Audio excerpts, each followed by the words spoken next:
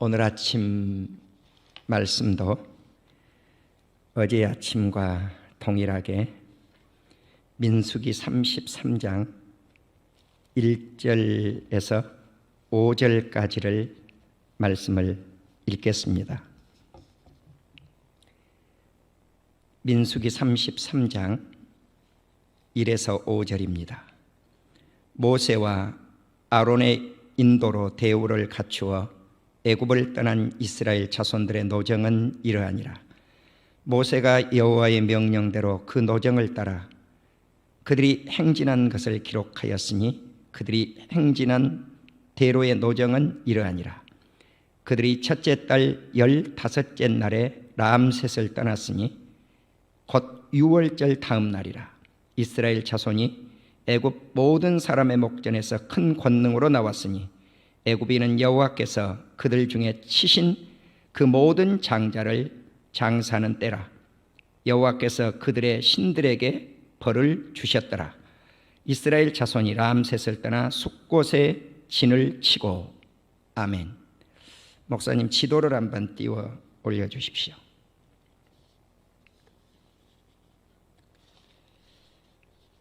어제 아침에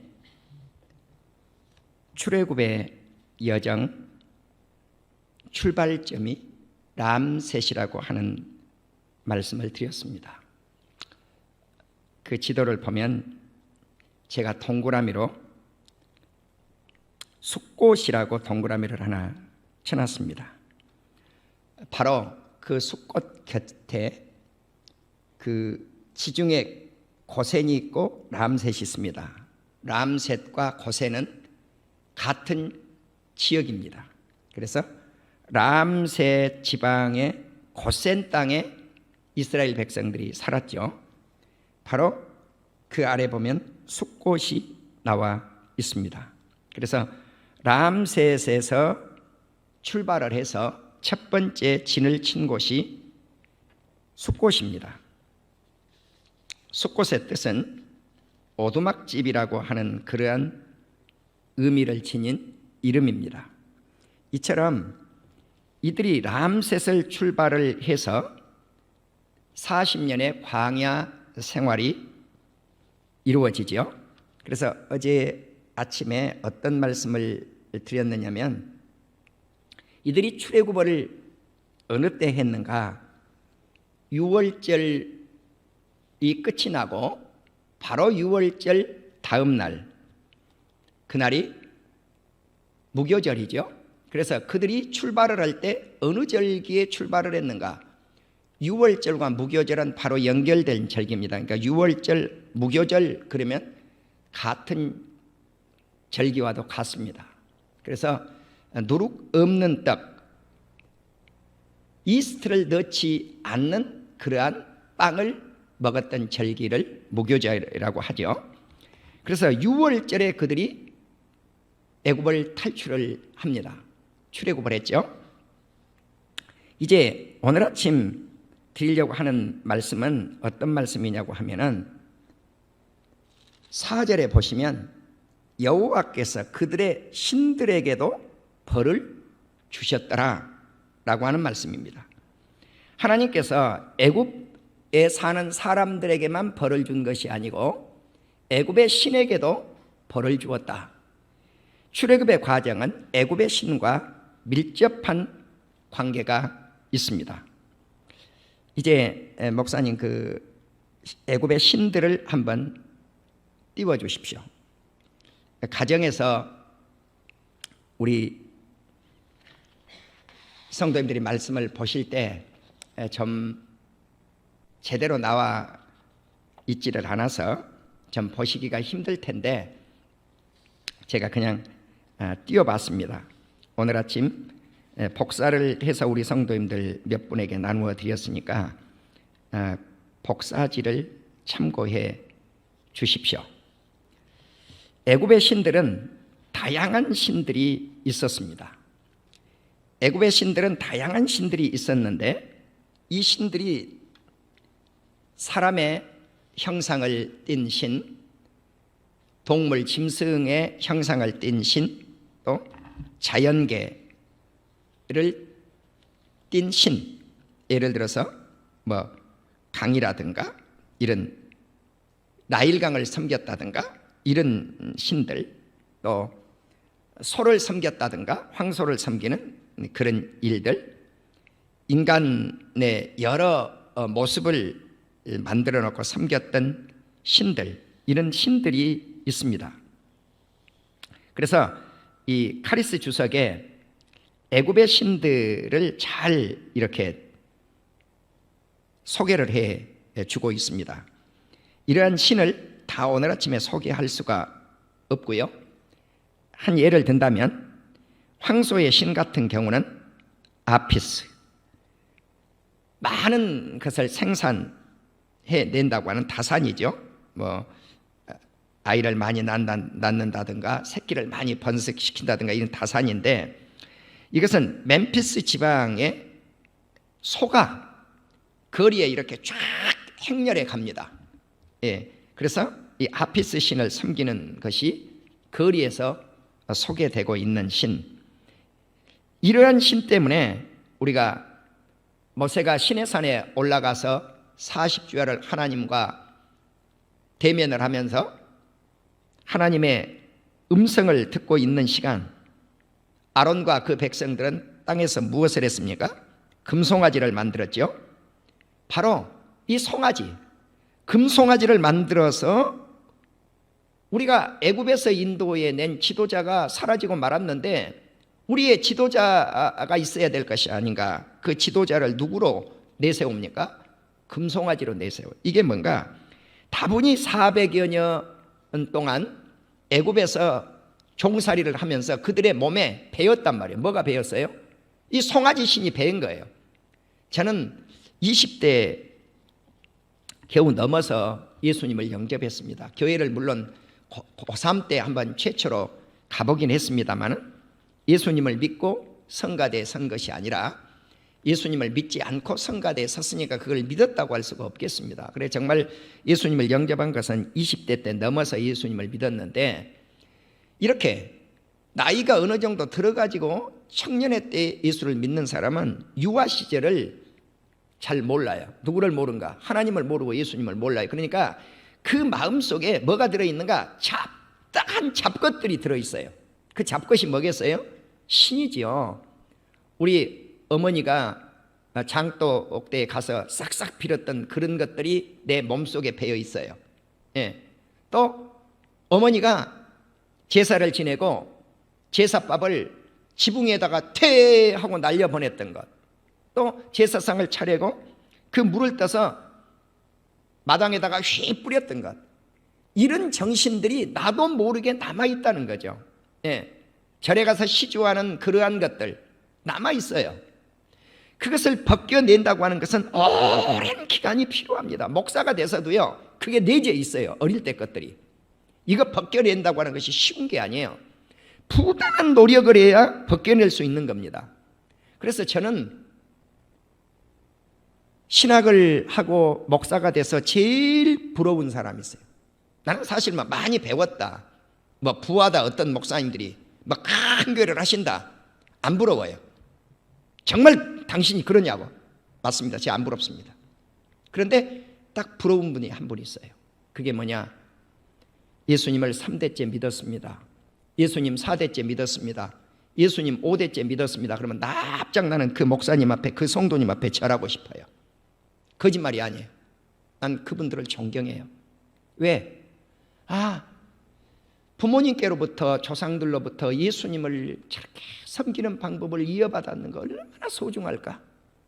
그들의 마음속에는요, 잡신을 심기는 것들이 그래도 잘 남아있지를 않아요. 그래서 우리가 흔히 모태신앙 하지 않아요? 이거 굉장히 중요해요. 이스라엘 백성들이 400여 년 동안 조금 전에 말씀드린 대로 애굽에서 종살이를 하면서 배웠단 말이죠. 뭘 배웠느냐? 송아지 섬기는 것. 이것이 아피스와 같은 신이에요. 또 사람을 섬기는 신들이 거기에 많이 소개되어져 있죠. 이시스라든가 또 오시리스, 프타 이런 신들은 인간 형상을 닮은 신들이에요. 저 밑으로 내려오시면 오시리스, 프타가 나와 있는데, 오시리스는 죽은 자들, 바로 같은 자들, 또 프타와 같은 것은 창조의 신, 이런 신들을 섬겼는데, 이것은 인간의 형상을 닮은 신들이에요. 이 프타에게는 무엇이 주어져 있었는가? 홀이 주어져 있어요. 오늘날 우리말 성경에는 홀을 규라고 번역을 했죠. 참 나는 규 그럴 때 굉장히 어려워요. 왕이 차고 있는 패와 같은 것이 이 홀입니다. 그러니까 이 프타라고 하는 이 신에게 홀이 왕권과 같은 권세가 쥐어져 있으니까 왕들이 누구에게 절을 했겠습니까? 프타 신에게 절을 한 거예요. 또 예를 든다면 그 아래에 아문 라신인데, 거기에는 그냥 생략을 해서 라라고 나와 있어요. 라신. 프타 밑에 라신이 나와 있죠. 이건 뭔가 태양신이에요. 이 태양신인데, 이 아문라라고 하는 신들의 왕이에요. 왕. 그 다음에 그 오시리스 위에 누트신이라고 하는 하늘신이 소개되어져 있는데요, 하늘을 떠받드는 신이에요. 그 다음에 갭은 대지의 신이에요. 그러니까 하늘에는 누트신이 있고 땅에는 갭신이 있죠. 그리고 이 갭신과 밀접한 관계가 있는 것이 그 밑으로 쭉 내려오면 슈신이 있어요. 슈신. 이거는 대기의 신, 공기의 신인데, 하늘의 신 누트를 지지했던 신이 슈신입니다. 그러니까 누트신, 갭신, 슈신, 하늘신 누트, 땅신 갭, 공기신 슈, 이런 것들 자연계의 신들이라고 할 수가 있겠습니다. 거기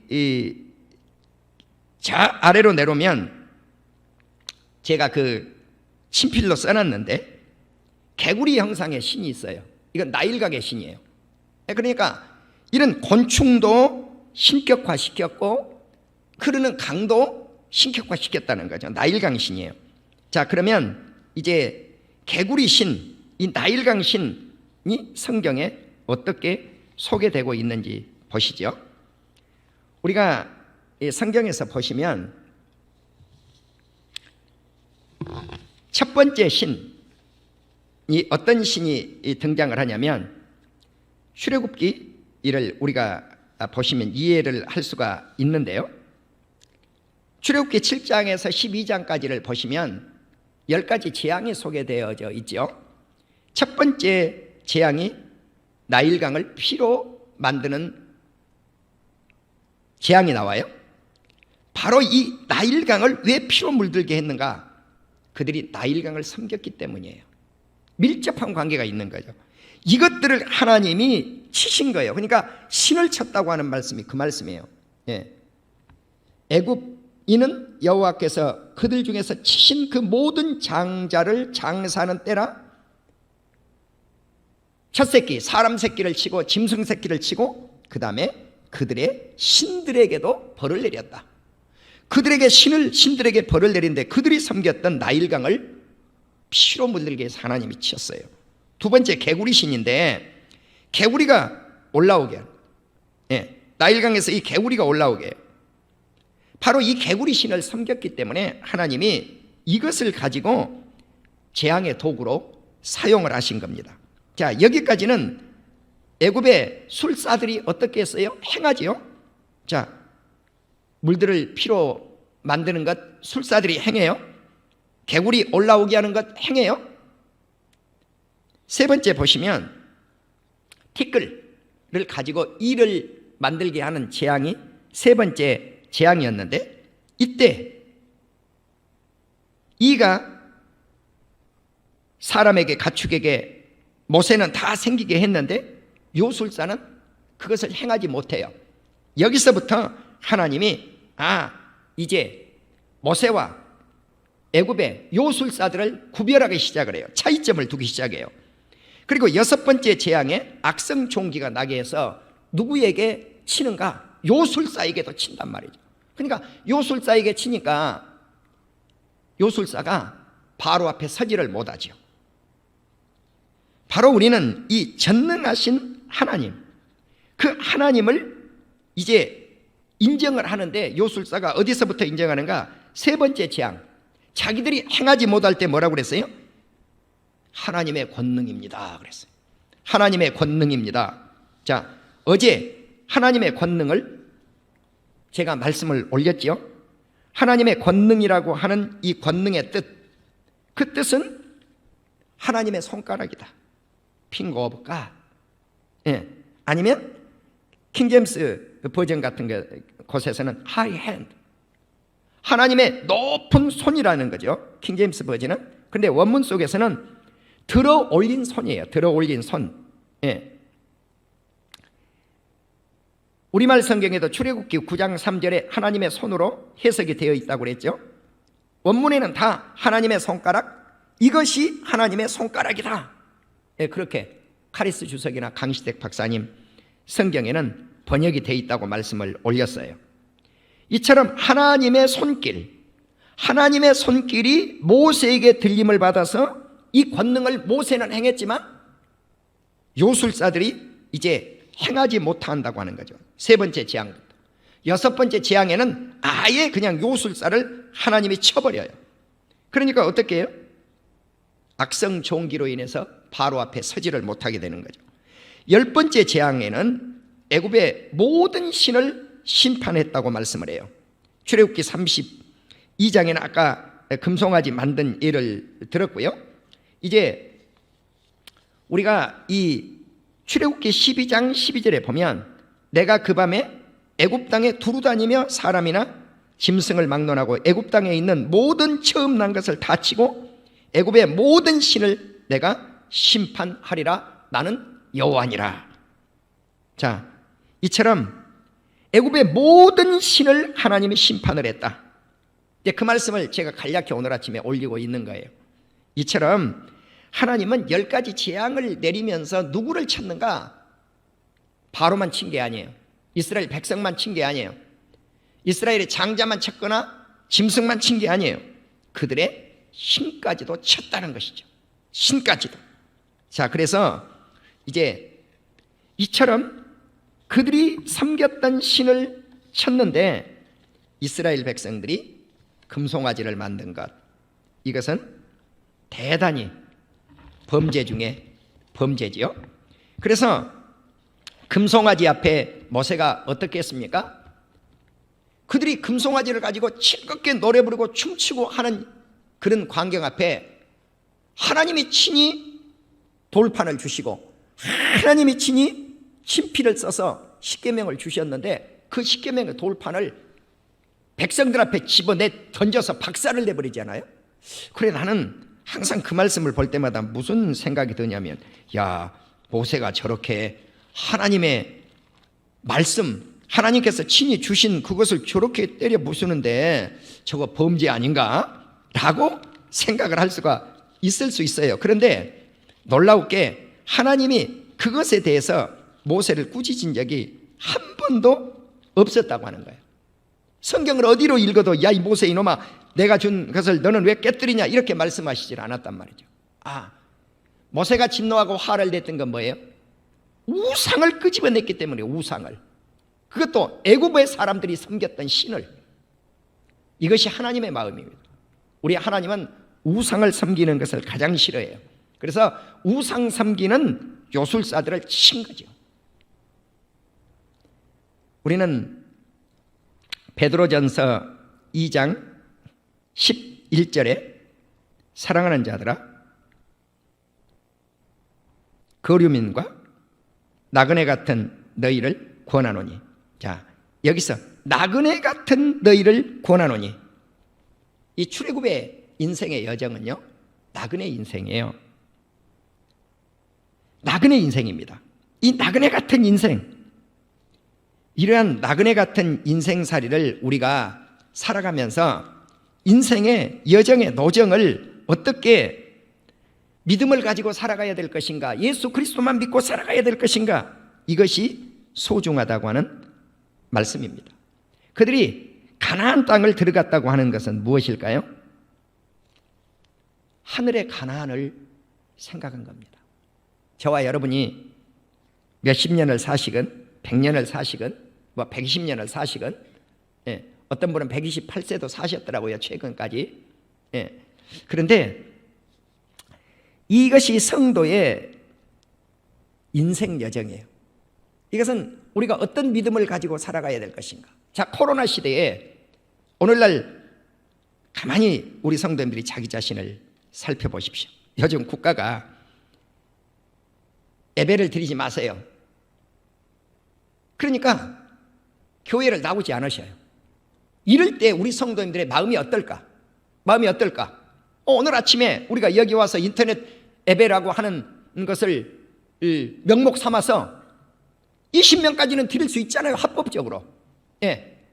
그런데 새벽을 깨워서 드리는 사람들이 얼마나 되느냐는 거죠. 신앙의 문제예요. 신앙의 문제. 이거 믿음의 문제입니다. 어떤 상황 속에서도 우리는 예수 그리스도를 배반하지 아니하고 예수 그리스도를 끝까지 붙잡고 어떤 환경 속에서도 변치 않는 신앙, 우상과 짝하지 않는 신앙, 이것이 소중하다고 하는 말씀입니다. 그래서 더 나은 본향을 사모한다고 히브리서 11장 16절에서는 말씀을 하고 있죠. 그래서 우리가 더 나은 본향, 자, 이 세상 나그네 인생살인데 더 나은 본향, 그것이 이스라엘 백성들에게 상징적으로 가나안 땅이었다고 하면 우리의 더 나은 본향은 어디냐는 거죠. 하늘의 천국이 아니겠습니까? 그래서 우리는 이 하늘의 천국을 향해서 오늘도 달려갈 수 있는 우리 온 성도님들이 되시기를 주님의 이름으로 축원합니다. 그리고 5절에 보시면 숫꽃이 소개되어 있다라고 제가 서론에 말씀을 드렸잖아요. 그런데 이 숫꽃은 요단강 동편 약복강 위쪽에 숫꽃이 있어요. 근데 이 숫꽃이 아니에요. 이 숫꽃은 이제 홍해에 가까운 숫꽃을 의미합니다. 그래서 우리는 이 숫꽃이 이제 어디에다가 이들이 진을 쳤는가? 요단강가에 진을 쳤다라고 하는 것을 알 수가 있습니다. 그래서 진 쳤다고 하는 것은 장막이죠. 임시 장막이죠. 텐트죠. 그래서 이제 이들이 국경지대인 람셋을 출발을 해서 요단강가의 숫꽃, 이곳에 첫 번째 진을 치고 이제 가나안 땅을 향해서 진격해서 앞으로 쫙 전진해 나가는 첫 장면이 숫꽃입니다. 그래서 첫 번째 진을 쳤던 곳이 숫꽃이다. 숫꽃의 뜻은 오두막집이라고 하는 의미를 지니고 있었다. 오늘은 여기까지 말씀을 드리겠습니다. 오늘도 예수 그리스도를 붙잡고 하늘의 천성을 향해서 한 발짝 한 발짝 전진해 나가는 우리 온 성도님들이 되셔서 하루를 이 말씀으로 승리하는 역사가 있기를 주님의 이름으로 축원합니다. 기도하십시다.